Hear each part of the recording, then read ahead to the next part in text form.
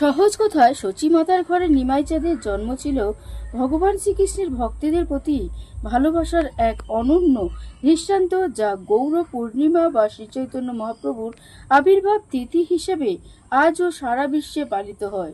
আজ আমরা জানবো তার পুরো কাহিনী। সচিমাতা ও জগন্নাথ মিশ্রের ঘরে নিমাই চাঁদ বা শ্রীচৈতন্য মহাপ্রভুর জন্মের কাহিনীটি অত্যন্ত অলৌকিক ও আনন্দময়।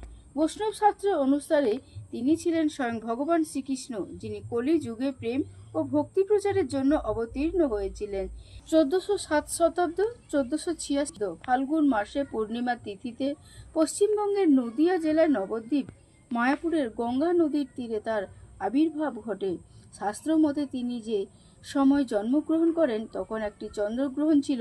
সাধারণত চন্দ্রগ্রহণের সময় মানুষ ভগবানের নাম জপ করে, তাই মনে করা হয় প্রভু তার আবির্ভাবের মুহূর্ত থেকেই মানুষকে হরি হরি নাম জপ করতে অনুপ্রাণিত করেছিলেন।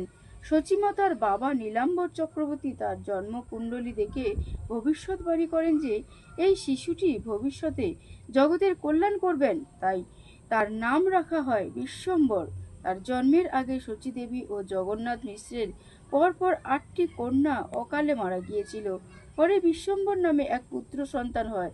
এরপর এই শিশুটি যখন জন্ম নেন তখন বাড়ির উঠোনে একটি নিম গাছ ছিল।